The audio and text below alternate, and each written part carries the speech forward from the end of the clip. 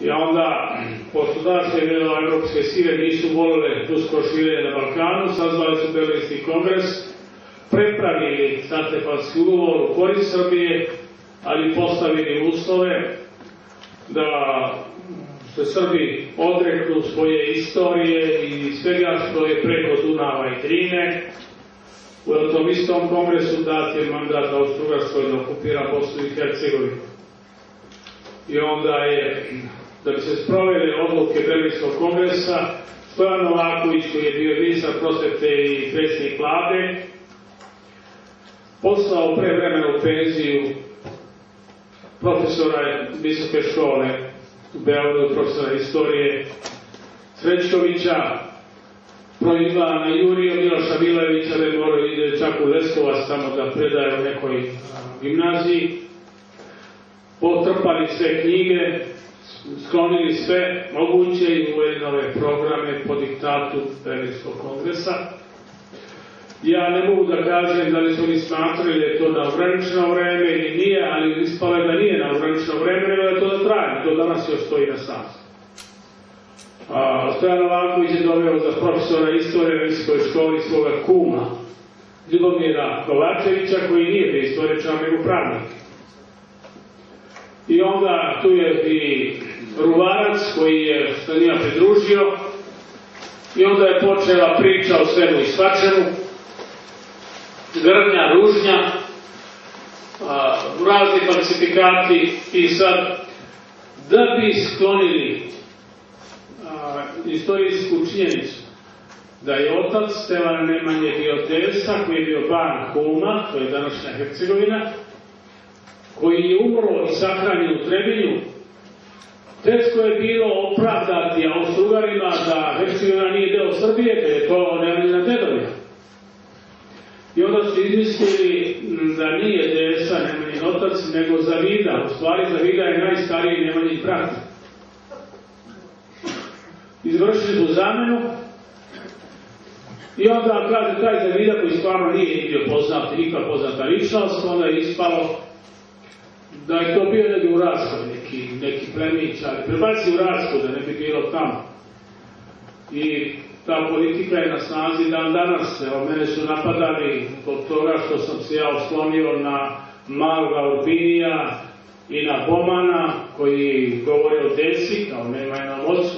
Postoji u Dubrovniku ugovori između Desa i Dubrovnika. Desa je dao ostrvo Mljet Kaluđerima da naprave kao manastir i tako dalje. Ne može se te činjenice sakriti, to je ogromno. I onda su također krivi gde je bio Banat, to sam ja prošlog puta rekao, Banat Konstantina Stratimira Primorje, pa su čak govorili da je bio Primorje negdje u Raškoj. Kako Primorje u Raškoj? Gde je more u Raškoj? A on je bio između Cetinje i Zrmanje, u Dalmaciji. Ali da se ne bi videlo da je granica bila Srbije tamo, da je Dalmacija pripadala Srbiji, onda su čak jednostavno prebacili Konstantina Stratimira i njegov Banat na drugo mjesto. Toliko za vas. Izvolite. Imam dva pitanja. Prvo se odnosi na Vuka Brankovića. Spomenuli ste taj kosovski ciklus, da kako su njegovu ulogu, mi smo ga preko pesama i preko istorije kao izdajnika, a kada se ispostavilo da se može svrtati ramne strane sa Milošom Obilićem, gdje mu uretala je probio levo krilo. Drugo pitanje je u vezi Trča Prod i Njegnje Milića, kako da Trča Prvi nije, Trča Jadlavić nije krenuo protiv Milice, jer ona bila u toj ulozi odmetnika koji je stala na stranu Turaka. Znači, ne možemo smatrati, to je njene posjede svojima, ako ona vlaza drugima, to je savednik Turcima. I samo još jednu konsultaciju, kojom se nimala ne sviđa, meni lično, to mi je manje više, spominjanje Srbije. Prva, stara, prava Srbija. Postoje se pitanje, meni lično, šta je to nova Srbija? Da li je to nova Srbija gdje su Makedonci, tu je znamo da nema Srba, to može lično da je stara Srbija. Da je Vojvodina, šta je ona? Ona nova Srbija. Osnovne su Srbije, to je nova Srbija. Slavonja, Baranja, Ordon, Vika, to sve nova Srbija. Ako budemo stalno govorili, cijeli Srbiju na pravu, stavu, novu, mi ćemo se svesti na Beogradski pašaluk, jer to je po Berlinskom kongresu prva Srbija, od nje je počelo širenje Srbije. Pošto ovi naši evi na zapadu ne znaju ovu istoriju koju vi govorite, jer znaju, ali početkuju, svešćemo se na te granice. Ako može samo bez toga, mislim, to ne govorim za vas, nego za buduće, postoji samo Srbija, a ne prava prvanje. Hvala. Stiče Vuka Brankovića.